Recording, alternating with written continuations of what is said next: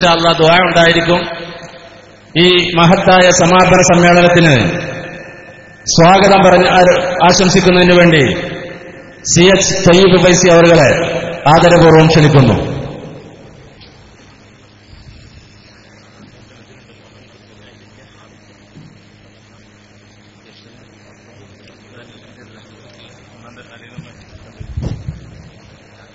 السلام عليكم ورحمة الله وبركاته.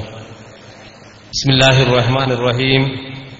الحمد لله رب العالمين والصلاة والسلام على أشرف المخلوقين وعلى آله وأصحابه الفائزين أما بعد.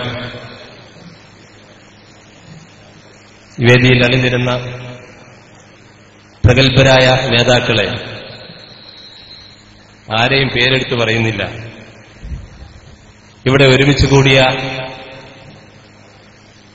മഹത്തായ സമസ്ത കേരള ജമിയത്തുൽ ഉലമ, ആ മഹത്തായ ആദർശ പ്രസ്ഥാനത്തിന്റെ വിളികേട്ട് കോട്ടക്കൽ മേഖലാ സമ്മേളനത്തിൽ തടിച്ചുകൂടിയ പ്രഗത്ഭരായ സഹപ്രവർത്തകരെ, സത്യവിശ്വാസികളെ, അല്ലാഹുവിന്റെ മഹത്തായ അനുഗ്രഹത്താൽ സമസ്തയ്ക്ക് വേണ്ടി നമ്മളിവിടെ ഒത്തുകൂടിയിരിക്കുകയാണ്. അല്ലാഹുവിന്റെ ഔലിയാക്കളും ആരിഫീങ്ങളുമായ മഹാന്മാരായ പണ്ഡിതന്മാർ പടുത്തുയർത്തിയ മഹിതമായ ആദർശ പ്രസ്ഥാനത്തെ തെറ്റിദ്ധരിപ്പിച്ചുകൊണ്ട് ആരിവിടെ രംഗപ്രവേശനം ചെയ്താലും അവരെ കേരളീയ മണ്ണിൽ വളരാൻ അനുവദിക്കില്ല എന്ന് ഉറക്കെ പ്രഖ്യാപിക്കുന്ന, ഒരിക്കൽ കൂടി സമൂഹത്തെ ബോധ്യപ്പെടുത്തുന്ന ഒരു കൂട്ടായ്മയിലാണ് നമ്മൾ ഒത്തുകൂടിയിരിക്കുന്നത്. അല്ലാഹു സുബ്ഹാനഹു വ തആല നമ്മുടെ ഈ സംഗമം രണ്ട് വീട്ടിലും നമുക്കും അതുവഴി സമൂഹത്തിനും ഉപകാരപ്രദമായ ഒരു അമലായി നമ്മിൽ നിന്ന് കബൂൽ ചെയ്യുമാറാവട്ടെ.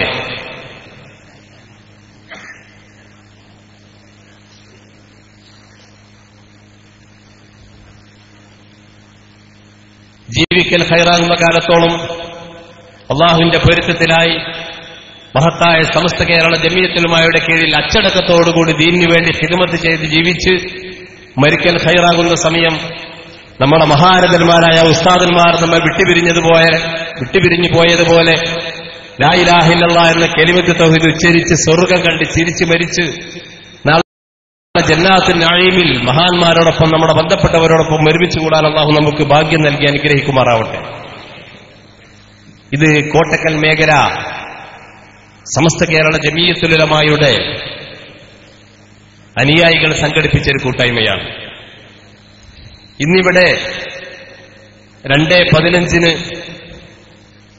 ഇതിന്റെ സ്വാഗത സംഘം ചെയർമാൻ കൂടിയായ ബഹുമാനപ്പെട്ട ബാപ്പുട്ടി തങ്ങൾ പതാക ഉയർത്തിയതോടുകൂടെ സമസ്ത കേരള ജമിയത്തുൽ ഉലമയുടെ മദീന മുനവ്വറയുടെ മുഖമുദ്രയണിഞ്ഞ അർദ്ധ ധവള കുങ്കുമ പതാക മഹാനായ വരക്കൽ മുല്ലക്കോയ തങ്ങൾ മുതൽ പാങ്ങൽ അഹമ്മദ് കുട്ടി മുസ്ലിയാരും വാളക്കുളം അബ്ദുൽ ബാരി മുസ്ലിയാരും അതുപോലെയുള്ള സമസ്തയുടെ സമാദരണീയരായ ഉസ്താദന്മാർ, മഹാനായ കണ്ണിയത്ത് ഉസ്താദ്, നമ്മളൊക്കെ കണ്ട കണ്ണിയത്ത് ഉസ്താദ് അടക്കമുള്ള അല്ലാഹുവിന്റെ ഔലിയാക്കളും ആരിഫീകളും പിടിച്ച ആ സമസ്തയുടെ കൊടി, അത് കുങ്കുമം നിറത്തിലുള്ള സമസ്തയുടെ കൊടി, അതാണ് ഇവിടെ ഉയർത്തിയത്. അത് ചുവപ്പൻ കൊടിയല്ല, സമസ്തക്ക് സമാന്തരമായിക്കൊണ്ട് ചുവപ്പ് കളറുള്ള കൊടി ചില ആളുകൾ സമസ്തയുടേത് എന്ന് പറഞ്ഞ് തെറ്റിദ്ധരിപ്പിച്ച് കൊണ്ടു നടക്കുന്നുണ്ട്.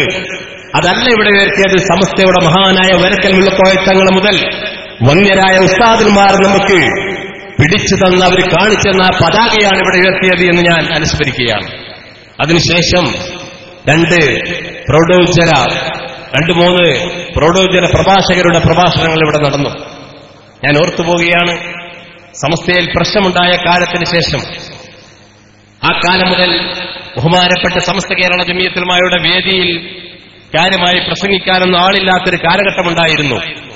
അന്നൊക്കെ സമസ്തയ്ക്ക് വേണ്ടി പ്രസംഗിച്ചിരുന്ന പല ആളുകൾക്കും ഇന്ന് അവർക്ക് അവസരം കിട്ടാത്ത ഒരു വിധം സമസ്തയിലേക്ക് ആളുകൾ ഇങ്ങനെ കടന്നു വന്നുകൊണ്ടിരിക്കുകയാണ്. പുതുതായി വന്ന ആളുകളുടെ പ്രസംഗത്തിന് വേണ്ടി നമ്മളൊക്കെ കാതോർക്കുകയാണ്. പാരമ്പര്യമായി സമസ്തയെ സ്നേഹിച്ചു വന്ന ആളുകൾക്ക് ഇന്ന് വേദികളിൽ കടന്നു വരുമ്പോൾ സീറ്റ് കിട്ടാത്ത അവസ്ഥയിലേക്ക് മാറിയിരിക്കുകയാണ്. പുതിയ ആളുകൾ ഇങ്ങനെ വന്നുകൊണ്ടിരിക്കുകയാണ്. സത്യം മനസ്സിലാക്കിക്കൊണ്ട് തറവാട്ടിലേക്ക് ജനങ്ങൾ കൂലംകുത്തി ഒഴുകി വരുന്നൊരു കാഴ്ചയാണ് നമ്മൾ കാണുന്നത്. ഇവിടെയും അതാണ് കണ്ടുകൊണ്ടിരിക്കുന്നത്. അങ്ങനെയുള്ള നേതാക്കളെ കൊണ്ട് ഈ വേദി ധന്യമായിരിക്കുകയാണ്.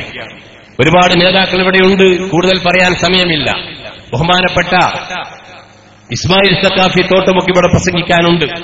അക്ബർ സൈദി ഇവിടെ പ്രസംഗിച്ചു.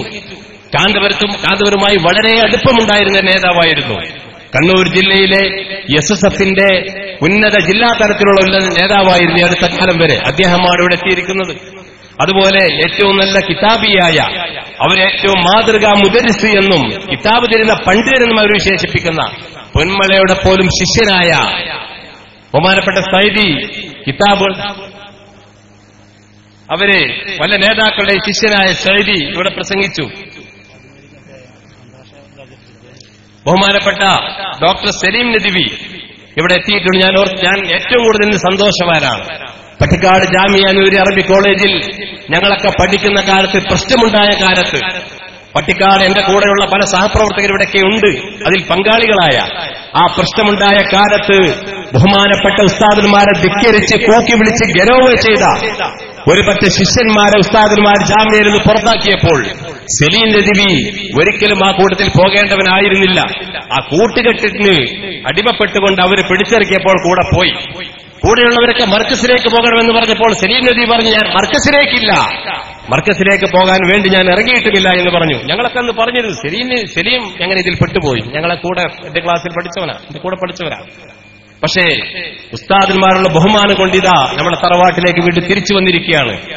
ഏതാനും ദിവസങ്ങൾക്ക് മുമ്പ് അദ്ദേഹം മക്കയിൽ വെച്ച് റാബിത്തത്തുൽ ആലമുൽ ഇസ്ലാമിയുടെ ഒരു അന്താരാഷ്ട്ര പണ്ഡിത സഭയിൽ പ്രബന്ധം അവതരിപ്പിച്ചുകൊണ്ടാണ് ഇങ്ങോട്ട് വന്നിരിക്കുന്നത്.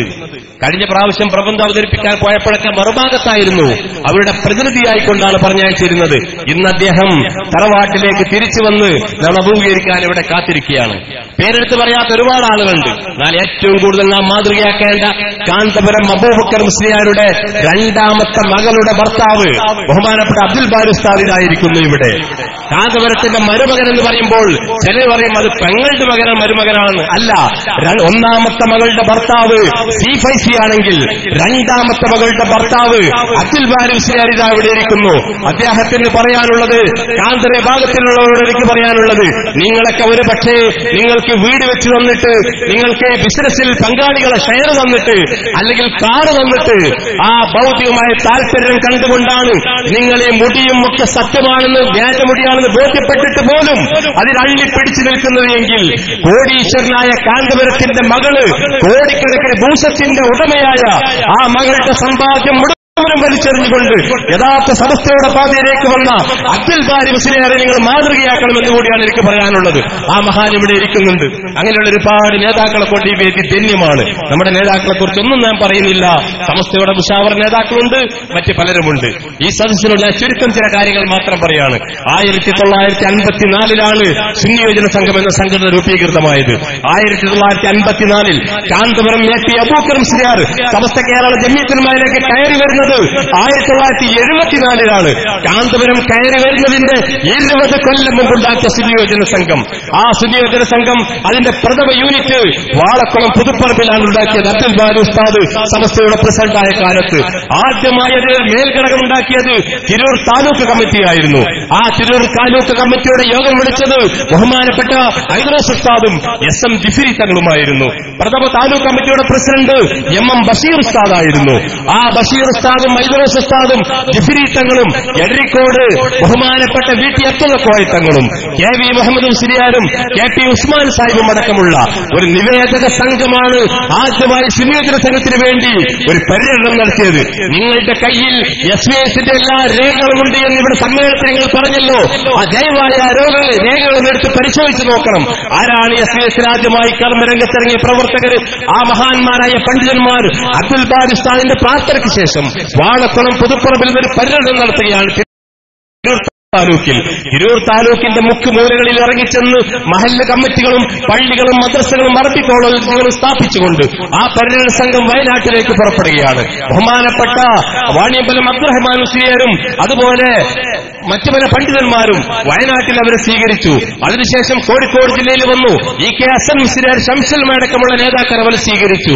അങ്ങനെ ആ പരിരക്ഷണ സംഘം ഈ നേതാക്കളുടെ ഒത്താശയോടുകൂടി കേരളത്തിന്റെ കുണ്ടും കൊടിയും കുന്നും മലയും കയറിയിറങ്ങി തെരുവുപെട്ടികളുടെ കടികൊണ്ട്, കള്ളന്മാരുടെ ഏറുകൊണ്ട്, ഒരുപാട് ആളുകളുടെ ആക്ഷേപങ്ങൾ സഹിച്ചുകൊണ്ട് അവർ പടുത്തുയർത്തിയ മഹല്ല് സംവിധാനം, അവർ പടുത്തുയർത്തിയ മദ്രസ പ്രസ്ഥാനം, അവർ വളർത്തിക്കൊണ്ടുവന്ന ഈ ദർസ് സംവിധാനം, ഈ സംവിധാനം മുഴുവനും ഈ മഹാന്മാരായ നേതാക്കന്മാർ ഇത്രയും കഷ്ടപ്പെട്ട് വളർത്തിയെടുക്കുമ്പോൾ കാന്തപുരം അബൂബക്കർ മുസ്ലിയാർ സമസ്തയെ എതിർക്കാനുണ്ടാക്കിയ അഖില കേരള ജംഇയ്യത്തുൽ ഉലമ എന്ന സംഘടനയിലെ അതിനെ ജോയിന്റ് സെക്രട്ടറിയായി പ്രവർത്തിക്കുകയായിരുന്നു എന്ന് നിങ്ങൾ മറന്നു കളയരുത്. അതിന്റെ പത്രമായ അൽ ജംഇയ്യത്ത് മാസികയുടെ പത്രാധിപരായി പ്രവർത്തിക്കുകയായിരുന്നു. അങ്ങനെ അതൊക്കെ പൊളിഞ്ഞ് തരിപ്പണമായതിനു ശേഷം, സമസ്തയിൽ അള്ളിപ്പിടിച്ച് കയറി വന്നതിന് ശേഷം സമസ്തയിൽ കുഴപ്പമുണ്ടാക്കിയ ഈ നേതാവാണ് നിങ്ങളുടെ അഖിലേന്ത്യാ നേതാവ്. എന്നാൽ ഞാൻ പറയട്ടെ, ബഹുമാനപ്പെട്ട സമസ്ത കേരള ജംഇയ്യത്തുൽ ഉലമയുടെ കീഴ്ഘടകമായ സുന്നിയോജന സംഘം രൂപീകരിച്ച കാലത്ത് അന്ന് അതിന് നേതൃത്വം നൽകിയതിൽ എടരിക്കോട്ടുകാരായ വീട്ടി അബ്ദുള്ള കോയ തങ്ങൾ വഫാത്തായി. ബഹുമാനപ്പെട്ട ബഷീർ ഉസ്താദ് തൊട്ടു മുമ്പാണ് വഫാത്തായി പോയത്. ബാക്കിയുള്ള മുഴുവൻ നേതാക്കളും നിങ്ങൾ സംസ്ഥയിൽ നിന്ന് പ്രശ്നമുണ്ടാക്കിയപ്പോൾ നിങ്ങളുടെ ഉസ്താദന്മാർ നിങ്ങളെ പിടിച്ച് പുറത്താക്കിയ സമയത്ത് അതിനുശേഷവും സുന്നിയോജന സംഘം പുനഃസംഘടിപ്പിച്ച് അതിന്റെ നേതാക്കളായി പ്രവർത്തിച്ചവരല്ലേ ആ സ്ഥാപക നേതാക്കൾ മുഴുവനും 89 ശേഷവും സുന്നിയോജന സംഘത്തിന് നേതൃത്വം നൽകിക്കൊണ്ട് നമുക്ക് മാതൃക കാണിച്ചു തന്നവരാണ്. അന്നൊന്നും രംഗത്തില്ലാത്തവർ, അന്ന് സംശയം പൊളിക്കാനുണ്ടാക്കിയ ആളുകൾ, 25 വയസ്സായ പിതാവ് 60 വയസ്സായ മകന്റെ ആണ്ട് കഴിക്കുന്നതിലുള്ള വിചിത്രം, അതിനുള്ള വൈരുദ്ധ്യം ഈ സമൂഹത്തിന് ബോധ്യപ്പെടുന്നില്ല. സമ്മേളനങ്ങളിൽ ഒരുപാട് കൗതുകരമായ കാര്യങ്ങളുണ്ടായി, അതിലൊന്നും ഞാൻ പ്രവേശിക്കുന്നില്ല. ഇന്നലെ തിങ്കളാഴ്ച ഇറങ്ങിയ സിറാജിൽ, ആ സിറാജിൽ തന്നെ പറയുന്നുണ്ട് 1994 നിങ്ങളുടെ 40ാം വാർഷികം മലപ്പുറത്ത് വെച്ച് SYSന്റെ ആചരിച്ചു എന്ന്. അതുപോലെ 2004 50ാം വാർഷികം നിങ്ങൾ ആഘോഷിക്കുമെന്ന്. അപ്പൊ 94 40ഉം 2004 50ഉമാണെങ്കിൽ 60ാം വാർഷികം ഏത് കൊല്ലാണ് ആഘോഷിക്കേണ്ടത്? നിങ്ങൾ സിറാജ് തന്നെ പറയുന്നു 2014 ആഘോഷിക്കേണ്ടത്. 2014 സുന്നിയോജന സംഘത്തിന്റെ ഔദ്യോഗികമായ 60ാം വാർഷികം കാസർഗോഡ് വെച്ച് സുന്നിയോജന സംഘത്തിന്റെ നേതാക്കൾ ആചരിച്ചു. 2015 എങ്ങനെ കൊല്ലം വിട്ടുപോകുന്നു? സിറാജ് തന്നെയല്ലേ ഈ പറയുന്നത്? എങ്ങനെ കൊല്ലം വിട്ടുപോകുന്നു? മാത്രമല്ല, അവിടെയുള്ള നേതാക്കളുടെ വൈരുദ്ധ്യമായ പല പ്രഖ്യാപനങ്ങൾ, പല സത്യങ്ങളും ഒളിഞ്ഞും തെളിഞ്ഞും പല നേതാക്കളും പറഞ്ഞിട്ടുണ്ട്. അവിടെ വെച്ച് ഞാൻ സമയമില്ലാത്തതുകൊണ്ട് ചുരുക്കുകയാണ്. അവിടെ വെച്ച് ഖലീൽ തങ്ങൾ പറഞ്ഞു, ഈ നഗരി ഇത് മധ്യത്തിലാണുള്ളത്, ഒരു കഅബ പോലെ തോന്നുന്നു എന്നത് സത്യം പറഞ്ഞതാണ്. കഅബ എന്താണ്? കഅബ എല്ലാവരും ആദരിക്കുന്ന വലിയൊരു അള്ളാഹുവിന്റെ ഗേഹമാണ് കഅബ. ആ കഅബ ഇങ്ങനെ നിൽക്കുന്നതിന്റെ ചുറ്റും ആളുകൾ തവാഫ് ചെയ്യുകയാണ്.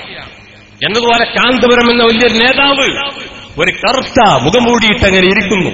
അനുയായികൾ മുഴുവൻ ചുറ്റിക്കറങ്ങി കരയുകയാണ്, നേതാവ് ഒന്ന് നിർത്തൂ, ഞങ്ങൾക്ക് പുറത്തിറങ്ങാൻ കഴിയുന്നില്ല എന്ന്. കഅബയുടെ ചുറ്റും ആളുകൾ തവാഫ് ചെയ്യുന്നത് പോലെ കഅബയായി നിങ്ങൾ പ്രദർശിപ്പിച്ച കാന്തപുരം എന്ന കറുത്ത മുഖംമൂടിയിട്ട ആ നേതാവിന്റെ ചുറ്റും അനുയായികൾ കറങ്ങുന്നു എന്ന് ഖലീൽ തങ്ങൾ പറഞ്ഞതിൽ ഞങ്ങൾ മനസ്സിലാക്കുന്നുണ്ട്.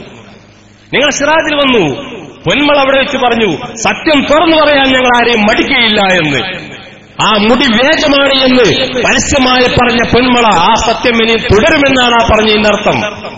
സിറാജ് എടുത്തു നോക്കൂ, അവിടെ വെച്ച് ദഅവാവേദിയിൽ ഒരാൾ പ്രസംഗിച്ചു.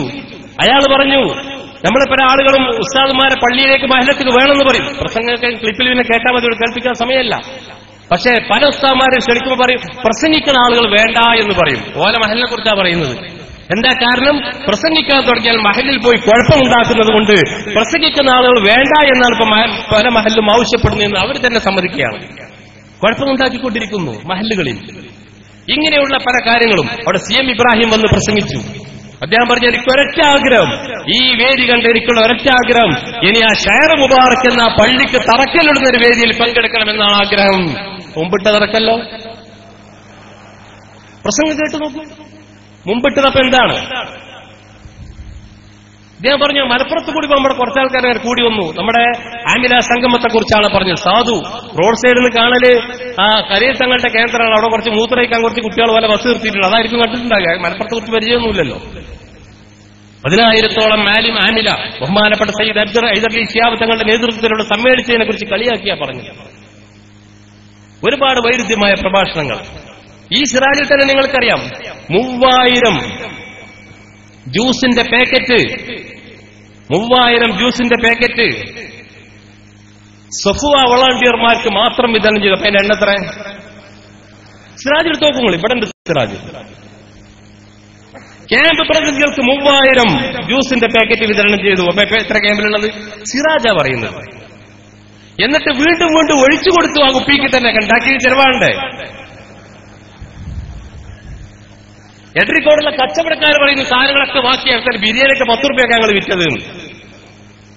ഊരിയാട് സമ്മേളനം കണ്ടുകൊണ്ട് ഇതുപോലെ വലിയ സമ്മേളനമാണെന്ന് വിചാരിച്ച് പരിസരത്തെ കച്ചവടക്കാർക്ക് ഒരുപാട് സാധനങ്ങൾ കൊണ്ടുവന്നു. പാവങ്ങൾ ഒമ്പം നഷ്ടം. ഇപ്പോഴും തിരിച്ചുകൊണ്ടാത്ത സാധനങ്ങളുണ്ട്. നേതാവിന്റെ പ്രസംഗം ഇവിടെ രാമന്തളി പറഞ്ഞു, 1 കിലോമീറ്റർ ഞാൻ സ്റ്റേജിലേക്ക് നടന്നു. അത് കേട്ട എടരിക്കോട്ടുകാർ ചില ആൾക്കാർ എന്നോട് പറഞ്ഞു, നിങ്ങൾ പറഞ്ഞ് ഞങ്ങൾക്ക് അത്ര കണ്ട് മനസ്സിലായിട്ടില്ല, ഇയാളെ പറ്റി ഞങ്ങൾക്ക് ബോധ്യമായി. ഞങ്ങൾ ചുള്ളിയും പട്ടിയും കളിച്ചിരുന്ന പാടാണുള്ളത്. അതിന്റെ വൽപ്പത്ര ഞങ്ങൾക്ക് അറിയില്ല. ചുള്ളിയും പട്ടി കളിച്ചിരുന്ന പാടം. ആ പാടത്തിന്റെ ചെറിയൊരു മൂലത്തിൽ നടുക്കൊരു സ്റ്റേജ് എത്തിക്കാണ് കുറച്ച് ഭാഗം ഇങ്ങനെ വളച്ചെട്ടിയിട്ട് അതിലാണ് 1 കിലോമീറ്റർ നടന്നു. ഇവിടുന്ന് വടക്കോട്ട് തെക്കോട്ട് 2 ഭാഗത്തേക്ക് 1 കിലോമീറ്റർ നീളം. എടരിക്കോട് ടൗണ് ബ്ലോക്കായിരിക്കുന്നു എന്ന് വിവരം കിട്ടി. അതുകൊണ്ട് വളണ്ടിയേഴ്സ് വേഗം പോയി നമ്മുടെ പ്രവർത്തകരെ വണ്ടികൾ നിശ്ചയിച്ച സ്ഥലങ്ങൾ പാർക്ക് ചെയ്ത് ഇങ്ങോട്ട് എത്തിക്കണം. ഇങ്ങനെ ഒരുപാട് കാര്യങ്ങൾ. ഞാൻ അവസാനിപ്പിക്കുകയാണ്. ഏതായാലും ഇപ്പോൾ മുസ്ലിം ജമാഅത്ത് എന്നൊരു സംഘടന രൂപീകരിച്ചിരിക്കുകയാണ്. മുസ്ലിം ജമാഅത്തോടെ പ്രഖ്യാപിച്ചു. എന്താണ് ഇതിന്റെ സത്യം?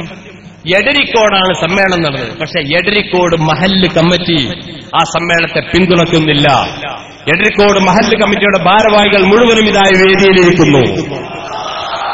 തൊട്ടടുത്തുള്ള ഏത് പരിസരത്തുള്ള മഹല്ലാണ് നിങ്ങൾ അംഗീകരിക്കുന്നത്? നിങ്ങൾ അബ്ദുൽ ബാരി ഉസ്താദിന്റെ പിൻഗാമികളാണെങ്കിൽ അബ്ദുൽ ബാരി ഉസ്താദിനെ കണ്ട് വളർന്ന ഈ പ്രദേശം, ഇതിൽ ഏത് മഹല്ലാണ് നിങ്ങൾ അംഗീകരിച്ചത്?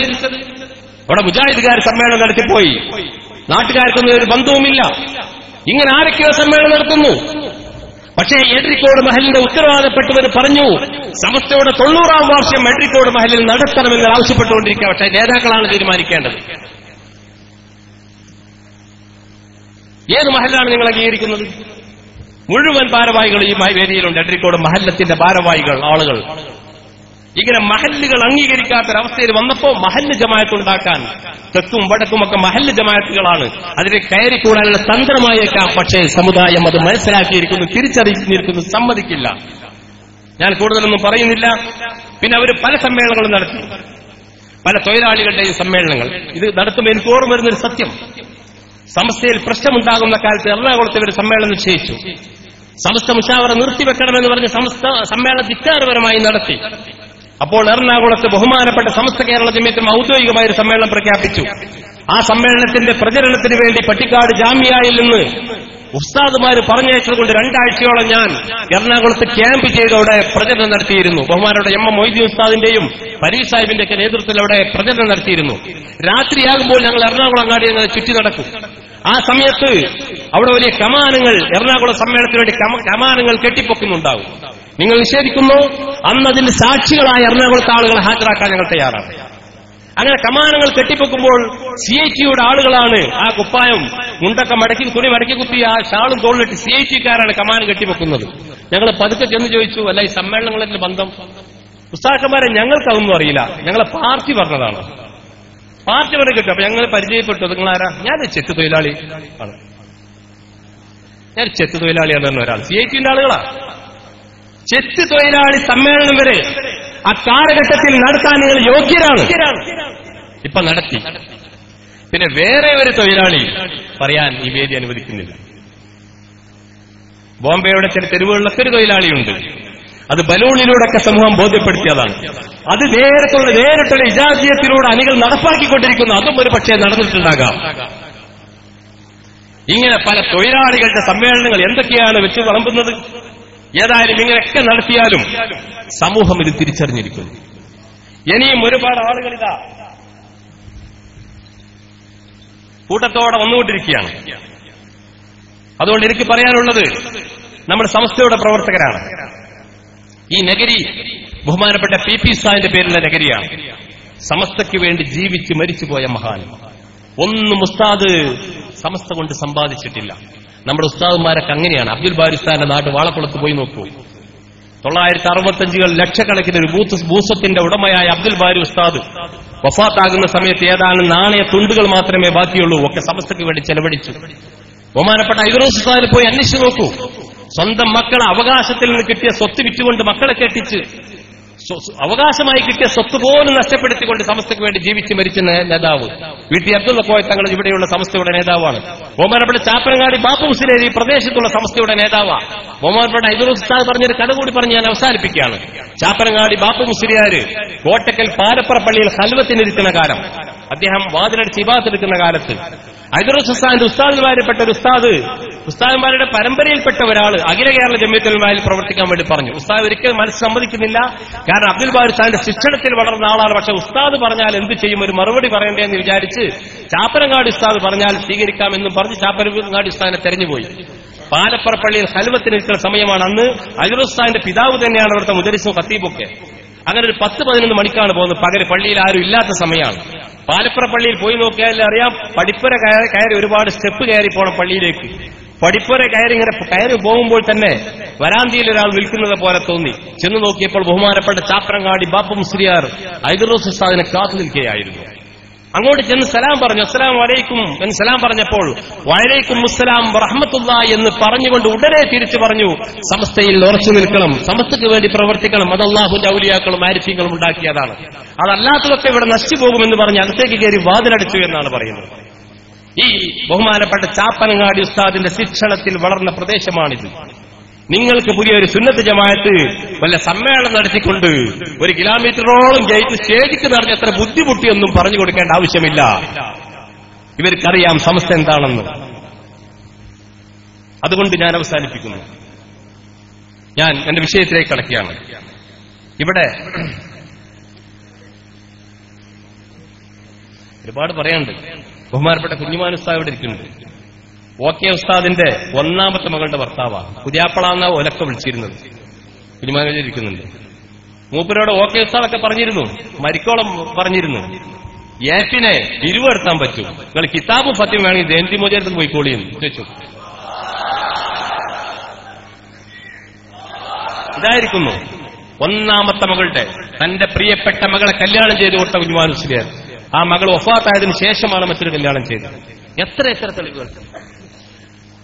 പിരിവ് നടത്താൻ ഓൻ ഉഷാർ അങ്ങനെ തന്നെ പറഞ്ഞു. നിങ്ങൾക്ക് ഫത്വയും കിതാബിന് മസലും വേണമെങ്കിൽ ജയനത്തിന്റെ അടുത്ത് പോയിക്കോളി. 2 ഉസ്താദിഷ്യന്മാരല്ലാണ്.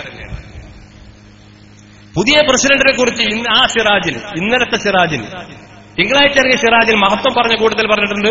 ഓക്കെ ഉസ്താദ് എപ്പോഴും സുലൈമാന്റെ നാവിനെ ശ്രദ്ധിക്കണമെന്ന് ശിഷ്യന്മാരോട് ഇടയ്ക്കിടയ്ക്ക് പറയാറുണ്ടായിരുന്നു. സിറാജ് എഴുതിക്കണം. പക്ഷെ അതിന് മുമ്പൊരു വാചകമുണ്ട്, സുലൈമാൻ മോചനന്റെ പറഞ്ഞാൽ കുറിക്കുകൊള്ളും. പല നിലക്കും കുറിക്കുകൊള്ളലിന്റെ എങ്ങനെ അള്ളാഹു വരെ. പക്ഷെ ഉസ്താദ് ഇത് പറഞ്ഞിരുന്നു സിറാജിലുണ്ട്. ഇന്നത്തെ തിങ്കളാഴ്ച സിറാജിൽ വായിച്ചു. കളവ് പറയില്ല, എല്ലാം ഉള്ളതാണ്. ബഹുമാനപ്പെട്ട MA ഉസ്താദ് മരിച്ചുപോയി. അദ്ദേഹം വാളക്കുള്ള അബ്ദുൽ ബാരി ഉസ്താദിന്റെ അടുക്കൽ വന്ന് സമസ്ത കേരള ഇസ്ലാം മത വിദ്യാഭ്യാസം രൂപീകരിച്ച കൺവെൻഷനിൽ പങ്കെടുത്ത ആളാണ്. ആ MA ഉസ്താദ് വഫാത്ത് വരെ സ്വന്തം മഹല്ലായ കൈക്കോട്ട് കടവ് മഹലിൽ സമസ്തക്കെതിരെ ഇസ്ലാം മത വിദ്യാഭ്യാസ ബോർഡ് ഒരു മദ്രസ ഉണ്ടാക്കിയിട്ടില്ല. പോയി അന്വേഷിക്കും. കൈക്കോട്ട് കടവ് കണ്ണൂർ ജില്ലയിലെ വഫാത്താകുന്നവരെ തന്റെ പേരമക്കളെയും ഒക്കെ സമസ്തയുടെ മദ്രസയിലാണ് പഠിപ്പിച്ചത്. പിന്നീട് സ്ഥാപനത്തിലേക്ക് പറഞ്ഞയക്കുന്നത്. ആ മഹല്ലത്തിൽ ഇസ്ലാം മത വിദ്യാഭ്യാസം ഒരു മദ്രസ സ്വന്തം നാട്ടിലുണ്ടാക്കിയിട്ടില്ല. ഇതാണ് അവരുടെ പാരമ്പര്യം. ഇതാണ് നിങ്ങൾ മാതൃകയാക്കേണ്ടത്. എത്ര കാര്യങ്ങൾ വിശദീകരിക്കാൻ സമയമില്ല. എന്റെ വിഷയത്തിലേക്ക് കടക്കുന്നു. ഈ വേദി ഒരുപാട് നേതാക്കളെ കൊണ്ട് ധന്യമാണ്. ഇവിടെ പ്രസംഗിക്കാൻ ബഹുമാനപ്പെട്ട ഇതിന്റെ അധ്യക്ഷൻ ബഹുമാനപ്പെട്ട വിദ്യാഭ്യാസ ബോർഡിന്റെ ജനറൽ സെക്രട്ടറി ബോട്ടുമല ബാപ്പു മുസ്ലിയാരാണ്. അള്ളാഹു ദീർഘായുസ്സ് നൽകുമാറാവട്ടെ. എത്തുമെന്ന് നമ്മൾ പ്രതീക്ഷിക്കുന്നു. ഒരു യോഗത്തിന് പോയതാണ്. അതുപോലെ ഇവിടെ മുഷാവർ മെമ്പർമാരെ ബഹുമാനം മരക്കാർ ഉസ്താദ് അവസാനം നമുക്ക് വേണ്ടി ദുആക്ക് നേതൃത്വം നൽകും. അതുപോലെ ഇവിടെ മറ്റൊരു മുഷാവർ മെമ്പറായ ബഹുമാനപ്പെട്ട ഇപ്പൊ മുസ്ലിയാരുണ്ട്. സമസ്തയുടെ ഒരുപാട് നേതാക്കളുണ്ട്. മുഷാവർ മെമ്പർ കുട്ടിയസൻ ദാരിമിയുണ്ട്. ബഹുമാനപ്പെട്ട മൊയ്തു ഹാജിയുണ്ട്. ബഹുമാനപ്പെട്ട MA ഉണ്ട്. ജമിയത്തുൽ മുഅല്ലിമീന്റെ മാനേജർ. ഇങ്ങനെ ഒരുപാട് നേതാക്കൾ ഞാൻ ഇന്നലെ തിരിഞ്ഞു നോക്കുന്നില്ല. നേതാക്കളുടെ ഒരു പടയാണ്. അവർക്കൊക്കെ സ്വാഗതം പറയുന്നു. ബഹുമാനപ്പെട്ട സലീം നദിവിയെ റാബിത്തയിലെ വലിയൊരു ഇന്റർനാഷണൽ സമ്മേളനം കഴിഞ്ഞ് വന്നതാണല്ലോ. ആ സലീം നദിവിയെ ആദരിക്കുന്ന ഒരു ചടങ്ങ് കൂടി ഇവിടെയുണ്ട്. ബഹുമാനപ്പെട്ട തങ്ങൾ വന്നതിന് ശേഷം, സയ്യിദ് ഹമീദ് അലി ശിഹാബ് തങ്ങൾ വന്നതിന് ശേഷം അതും ഇവിടെ നിർവഹിക്കപ്പെടും. ഇവരൊക്കെ പ്രസംഗിക്കാനുണ്ട്.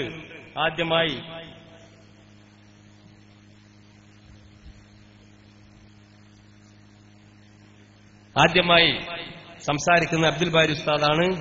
പിന്നെ ഈ വേദിയിൽ ഇങ്ങനെ സംഘടിപ്പിക്കാൻ ഒരുപാട് ആളുകൾ ഇതിനുവേണ്ടി കഠിനാധ്വാനം ചെയ്തിട്ടുണ്ട്. ഇവിടുത്തെ പ്രധാനമായി എടുത്തു പറയേണ്ടത് എട്രിക്കോട് മഹല്ല് കമ്മിറ്റി, മഹല്ലിന്റെ ഭാരവാഹികൾ, അതുപോലെ ഈ പ്രദേശത്തുള്ള മഹല്ലിന്റെ മുഴുവനും ആളുകൾ, ഭാരവാഹികൾ, വിക്കായുടെയും ആമിനയുടെയും വളണ്ടിയർമാർ, ഇങ്ങനെയുള്ള ഒരുപാട് ആളുകൾ ഇതിനുവേണ്ടി രാപ്പകൽ കഷ്ടപ്പെട്ടിട്ടുണ്ട്. നമ്മൾ സത്യത്തിൽ ഇത് പുറത്ത് വലിയൊരു സമ്മേളനമായി നടത്തേണ്ടതായിരുന്നു. പക്ഷെ എവിടെയും മോശമല്ല. 4000-ഓളം ആളുകളെ ഇതിന്റെ ഉള്ളിൽ തന്നെ നമ്മൾ ഒതുക്കിയിട്ട്, 4000-ലധികം ആളുകൾ ഇതിന്റെ ഉള്ളിൽ വളരെ അടുക്കിപ്പിച്ച് കസേര ഇട്ടുകൊണ്ട് നമ്മൾ ഒതുക്കിയിട്ടുണ്ട്. കുറെ ആളുകൾ, ഒരു 5000-ലേറെ ആളുകൾ ഈ ഓഡിറ്റോറിയത്തിൽ തന്നെ നിൽക്കുന്നുണ്ട്. ഇത് വെറുതെ പറയല്ല, ഞാൻ ഇപ്പൊ തുടക്കത്തിലെ പറഞ്ഞ അവസാനം വരെ ആർക്കെങ്കിലും വന്ന് എണ്ണി നോക്കാനുള്ള അവസരം ഇവിടെ ഉണ്ട്. വെറുതെ പറയല്ല, എണ്ണി നോക്കാം. ഇനി പുറത്ത് ഈ നഗരിയിൽ ഒരു വണ്ടി പോലും കയറ്റാതെ ആളുകൾ തിങ്ങിക്കൂടി നിൽക്കുകയാണ്. പരിസര പറമ്പുകളിലേക്ക് പോലും നമ്മളങ്ങോട്ട് സൗകര്യം ഏർപ്പെടുത്തിയിട്ടില്ലെങ്കിൽ പോലും ജനങ്ങൾ തടിച്ചുകൂടിയിരിക്കുകയാണ്. ഇനിയും വാഹനങ്ങൾ പല ഭാഗത്തും വന്നുകൊണ്ടിരിക്കുകയാണ് എന്നുള്ള വിവരം കിട്ടിക്കൊണ്ടിരിക്കുന്നുണ്ട്. പുതിയ പുതിയ പല പ്രവർത്തകരോട് എത്തിക്കൊണ്ടിരിക്കുന്നുണ്ട്. പക്ഷെ അവരാദരിക്കുന്ന, അവരോട് പരിചയപ്പെടുന്ന വേദി കൊടുക്കുന്ന ചടങ്ങല്ലാത്തത് കൊണ്ട് നമ്മൾ അവരെ കുറിച്ച് പറയുന്നില്ല. പാലക്കാട് ജില്ലയിൽ നിന്ന് വിഘടിതരുടെ ദുആ സമ്മേളനങ്ങൾ നേതൃത്വം നൽകുന്ന ഒരു വലിയ സയ്യിദ്, ഒരു തങ്ങൾ ഇങ്ങോട്ട് വന്നുകൊണ്ടിരിക്കുന്നുണ്ട്. പാലക്കാട് ജില്ലയിലെ അതുപോലുള്ള പല നേതാക്കളും തറവാട്ടിലേക്ക് സത്യം മനസ്സിലാക്കി തിരിച്ചു വന്നുകൊണ്ടിരിക്കുന്നുണ്ട്. അവർക്കൊക്കെ ഇൻഷാ അല്ലാഹ് മറ്റ് വേദികൾ നമ്മൾ കൊടുക്കും. അതുകൊണ്ട് എനിക്ക് പറയാനുള്ളത്, അത് മുങ്ങിപ്പോകുന്ന കപ്പലാണ് മക്കളെ, തിരിച്ചു വരൂ. നിങ്ങള് ഇവിടെ ഒരു ഭാഗം ചില ആളുകൾ അവിടെ തെറ്റിദ്ധരിച്ചു പോയി എന്നും പറഞ്ഞു കേട്ടു. ചില ആളുകള് താജ് എക്സ്പോ അല്ലേ നടക്കുന്നു വിചാരിച്ചു. താജ് എക്സ്പോന്റെ ഒരു പരസ്യം എങ്ങനെയുണ്ട്, അത് താജുലമാന്ന് കേട്ടപ്പോൾ തിരിയാത്ത ആൾക്കാർ, കുറച്ച് ആൾക്കാർ അങ്ങനെയും പോയിട്ട് ഇവിടെ എക്സ്പോ ഒന്നും കാണുന്നില്ല, ഒന്ന് തിരിച്ചു വന്നു എന്ന് പറയുന്നു കേട്ടു. എന്ന പോലെ നമ്മുടെ കോഴിച്ചന താഴെ പള്ളിയിൽ അവിടുത്തെ ഇമാമോട് ഇരിക്കുന്നുണ്ട്. അവിടെ കാസർഗോഡ് നിന്ന് വന്ന കുറച്ച് ആൾക്കാർ അവിടുത്തെ നേതാവിനെ വളഞ്ഞ് അടിപിടി ഉണ്ടാക്കിയപ്പോ ഇമാമു മധ്യസ്ഥം വഹിച്ചു. അവിടെ കക്കാട് വണ്ടി നിർത്തിയിട്ട് ബ്ലോക്കാണ് ആൾക്കാരെ നടത്തി. ഒരു ബ്ലോക്കില്ല, വെറുതെ ബ്ലോക്ക് ഉണ്ടാക്കാൻ വേണ്ടി വലിയൊരു അവിടെ വണ്ടി നിർത്തുക. കോട്ടക്കരെ ശാന്തപുരം പള്ളിയുടെ മുന്നിൽ വലിയൊരു മൈതാനം ലയിച്ചിട്ടു, സൗകര്യപ്പെടുത്തി. ഒരു വണ്ടി പോലേക്ക് കയറ്റിയിട്ടില്ല. അതിനിപ്പുറത്ത് പല പറമ്പും നിങ്ങൾ അന്വേഷിച്ച് നോക്കി, എവിടേക്ക് വണ്ടി കയറ്റില്ല. റോഡ് സൈഡിൽ വണ്ടൊക്കെ കുത്തി തിരികി ബ്ലോക്കാണ് എന്ന് വരുത്തി തീർക്കാൻ വേണ്ടി അങ്ങനെ കക്കാട് വണ്ടി ഇറക്കി നടത്തിയ ആളുകൾ കോഴിച്ചന വന്ന് നിസ്കരിച്ചപ്പോ കുറെ ആൾക്കാര് മൈര് കഴിഞ്ഞതിന് ശേഷം നേതാവിനെ വളഞ്ഞിച്ചോണ്ട് പറഞ്ഞു, ഞങ്ങളെ ഫ്രീ ആയിട്ട് ഇങ്ങോട്ട് കൊടുന്ന്, എന്നിട്ട് ഇവിടെ കൊടുന്നുകാണ്ട് ഇപ്പൊ എത്ര നടക്കാൻ ഞങ്ങൾക്ക് പോരാൻ കഴിയും, ഞങ്ങൾ തിരിച്ചു പോകുന്നൊക്കെ പറഞ്ഞപ്പോ, അല്ല സാരല്ല ഇമാം ഇടവിട്ടുകൊണ്ട് പറഞ്ഞതോ, സാരല്ല ഞങ്ങൾ ഫ്രീ ആയിട്ട് വന്നതാണെങ്കിൽ യോഗത്തിന് വന്നതല്ലേ, നിങ്ങൾ പോയിക്കോളൂ. അങ്ങനെ ഫ്രീ ആയിട്ട് പല ആൾക്കാരെ കൊടുന്നിട്ടും വേദി നടക്കാൻ കഴിഞ്ഞില്ല എന്ന സങ്കടം നേതാക്കൾക്കുണ്ട്. അതാണ് ഖലീൽ തങ്ങൾ പറഞ്ഞത്, കാബക്ക് ചുറ്റും ഇങ്ങനെ കറങ്ങുകയാണ് അനുയായികൾ, കരഞ്ഞ് കറങ്ങുകയാണ്, നേതാവേ ഞങ്ങൾ കുടുങ്ങി എന്നുള്ളൊരു കറക്കം. അതാണ് അവിടെ കണ്ടത്. ആരും അതിൽ വഞ്ചിതരാവണ്ട. ഹക്ക് സമസ്തയുടെ കൂടെയാണ്. നമ്മുടെ നേതാക്കൾ നിസ്വാർത്ഥരാണ്, അവർ നിഷ്കളങ്കരാണ്. അവരുടെ പിന്നിൽ നിന്നാൽ ഇൻഷാ അല്ലാഹ് നമ്മളെ കൈപിടിച്ച് ഹബീബായ റസൂലുള്ളാഹിയുടെ ഹദ്റത്തിലേക്ക് എത്തിക്കാൻ യോഗ്യരാണ് നമ്മുടെ പണ്ഡിതന്മാർ. അവിടെ പിന്നിൽ ഉറച്ചുനിന്നുകൊണ്ട് സമസ്തയ്ക്ക് വേണ്ടി പ്രവർത്തിക്കാൻ അല്ലാഹു തൗഫീഖ് നൽകുമാറാവട്ടെ.